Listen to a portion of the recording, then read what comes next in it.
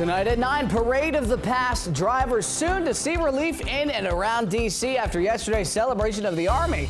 Got a report about the cleanup and when those roads will reopen. Measles warning, a path from Virginia into D.C. up into Maryland after somebody's recent travel outside of the U.S. What health officials want you to know. And moderate to heavy rainfall has caused some flash flooding here in the DMV. I'll tell you where. Getting rid of taxes? Well, Virginia's long complained about car tax proposed to go away by two candidates running for governor. Could it actually get done? And following the money, finding new savings from the housing market to student loans, consumer tips to stretch your dollar. You're watching the station covering all of the DMV. This is DC News Now. Happy Father's Day, everybody. Good Sunday evening. Thank you for joining us for DC News Now at 9 o'clock. I'm Ben Dennis.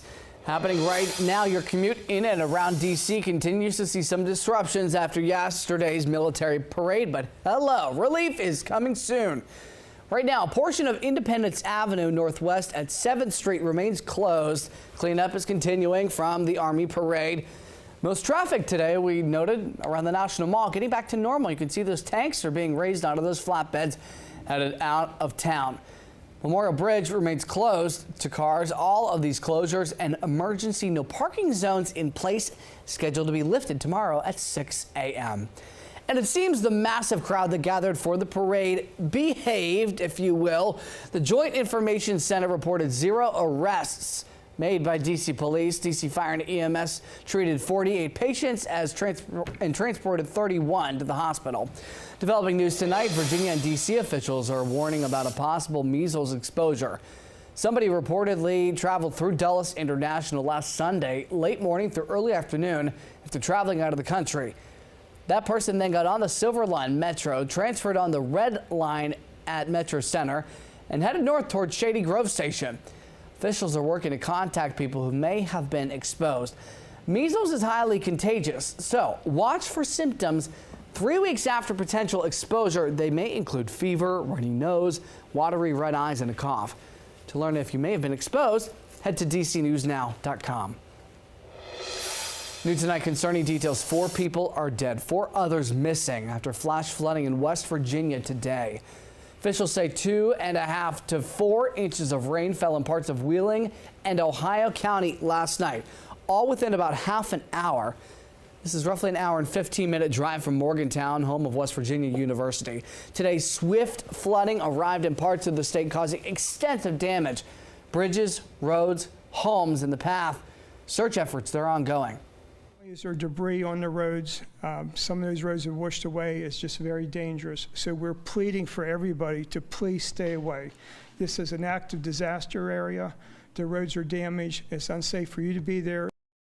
West Virginia Governor Patrick Morrisey and emergency officials are asking residents, again, stay off the roads in affected areas so crews can potentially save more lives. All right, turning to the forecast now. Derek Bowen is in for meteorologist Scott Sumner, but we are looking at a flash flood warning that is in effect. This is a map from the National Weather Service. You can see it impacts parts of Fairfax County, Mount Vernon area to the left and to the west of the Potomac, to the east into Prince George's and Charles County. Derek Bowen is tracking it all. Now, we've seen the rain move on through. It's the flooding that comes typically after it. So, Derek, what can you tell us? Yeah, so we do have a flash flood warning in effect for portions of Charles County, along with Prince George's County and Fairfax County, just south of the D.C. Beltway, where they saw nearly 4 to 6 inches of heavy rain with these slowly moving storms moving across the Potomac River Valley. So we, of course, had a lot of this rainfall fall all the way back from the 6 o'clock broadcast, so it has been raining there ever since. The good news is it looks like most of the rain in this general vicinity has dissipated. At least the heaviest of it has gone off towards the north and to the west. However, still causing very heavy downpours, as well as it looks like an additional flash flood warning in effect. But in this area here in and around Mount Vernon, just to the south towards Potomac Heights, I believe, there were reports of a water rescue going with roads covered with 1 to 2 feet of water. All right, Derek, thanks. An update turning to ongoing tensions in the Middle East, where missiles are being sent back and forth between Iran and Israel. Live look tonight in Jerusalem. The death toll is rising into a third day of strikes. News from the Associated Press today. They report President Trump opposed a plan to kill Iranian Supreme Leader Ali Khamenei in recent days. The Israelis reportedly informed the White House it had developed a credible plan to kill Iran's leader. After being briefed, the Trump administration made clear to Israel that President Trump was opposed to that escalation. And coming up in the next half hour, more on those latest strikes and the United States response. And in a DC News Now exclusive, a former hostage held by Hamas is sharing her harrowing story after 2 months in captivity. Hamas kidnapped her on October 7th, 2 years ago, while she attended the Nova Music Festival. Well, this week, an exhibit is open to the public showing a walkthrough display of what the festival looked like and the attack in Israel. Hamas killed roughly 1,200 people. Everything you see in the exhibit came from that day, including cars that gunmen fired at and set on fire to kill Israelis. More than 250 people were kidnapped. Going through the horrors at the hands of their captors, Moran Stella Anai was held hostage for 57 days before she was freed. She shared her story as part of this week-long exhibit. I was starved. I didn't have water. I didn't have medicine. But I always say that that was nothing compared to the mental war that they took on me every single day.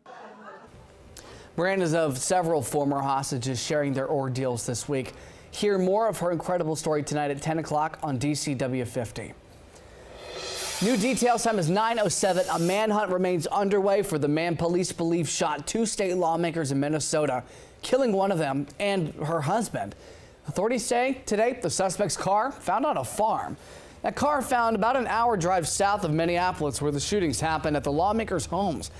Suspect is 57-year-old Vance Bolater. He has not been found. The local sheriff's office says residents have not been told to shelter in place, but authorities have been knocking on doors requesting permission to search their property. I just got a call early in the morning saying the car was found at 301st, which is right next to my farm. They run right down here, and that they'd be searching the place. And just an hour ago or so, I got a text asking if they could set up a command unit thing there. So that's all I know. And the manhunt began Saturday for Bolter after he allegedly shot and killed Representative Melissa Hortman and her husband, and shot State Senator John Hoffman and his wife multiple times. They are in recovery out of surgery. Governor Tim Walz says he is, quote, optimistic about their recovery. All right, turning now. Today, there was a march to support trans people, a rally happening on the 5-year anniversary of a landmark Supreme Court ruling. Bostic versus Clayton County prohibits employers from discriminating based on someone's sexual orientation or their gender identity. Today's rally went from the U.S. Capitol down Pennsylvania Avenue, ending at the White House. It's important to not only to demonstrate, to hold rallies, to share stories, but it's always important to be seen, to be heard. Organizers say they're expected to work with the community, and they're providing workshops through the week on just how to lobby with elected officials. Well, that sound means, of course, DC News Now is your local election headquarters. As the race for Virginia's governor heats up, both candidates are promising to eliminate the car tax if they're elected. The personal property tax is largely lower than the Commonwealth. Virginia Tech political science professor says it's simply good politics for both candidates, the Democrat Abigail Spanberger, Republican Winsome Earl Sears, to promise to get rid of it. I think candidates in general like to have that distilled messaging, also that's easy to remember. And more than that, most people, most of the time, don't pay that much attention to electoral politics or to policy. And so for all of those reasons, it's a good way to make the message out there, get the message out there, and to keep reinforcing it in a simple, easy to remember fashion. Regardless of who is elected, Professor Huld, who we just heard from, says that there's an uphill battle when it comes to getting rid of the tax. That's because lately the Democratic-controlled General Assembly rejected Governor Youngkin's proposal to get rid of that tax during this year's General Assembly session. Meantime, we're looking at big changes on the metro near one stop, at least in Maryland. A mixed-use development project is underway. It's near the Capitol Heights stop. Local leaders band together for the groundbreaking of the $96 million project. That is to create an apartment complex with shopping, restaurant spaces along the Blue Line. We have helped nearly 1,500 Black Marylanders pursue home ownership and delivered over $115 million to Black-owned companies through state contracts. The apartment building will have studio-sized units, up to 3-bedroom apartments, and will be kept at affordable rates, we're told, for 99 years. All right, anywhere getting a new bike is a big deal, especially for the young folks. In D.C., it's a celebration of a major accomplishment. Hundreds of second graders graduating from those training wheels, learning to ride on 2 of them. D.C. News Now's Tosin Fakile was there. It's graduation day. Not the ceremony celebrating an academic year. It's the graduation on wheels ceremony for these second graders. Everybody just coming together, ensuring that our students get the opportunity not only to learn how to ride a bike, but to get a bike, learn how to do it safely. They were part of over 200 students from 6 DCPS schools who got bikes because they learned how to ride. An experience one of Friday's keynote speakers still enjoys. I've gotten really good at braking and riding up and down hills, but don't worry, it's not too fast.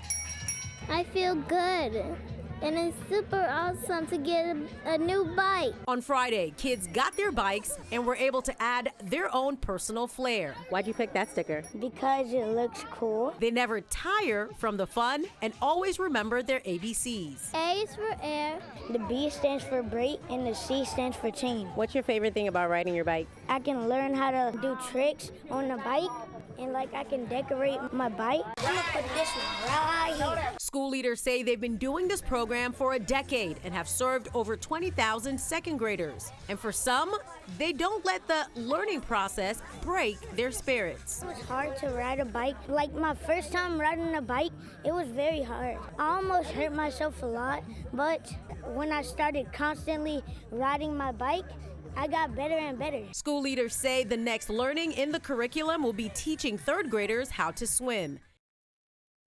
Tosin Fakile behind the handlebars. Great story there. Coming up, before you put your home on the market, we're helping you stretch your dollar. The tips to ensure you're getting the most out of your investment. Time is 9:12. It's a little hazy out there, no doubt. Looking at the Washington Monument, Derek's coming back with your forecast about the hours and days ahead. Much more on that flash flood warning as well.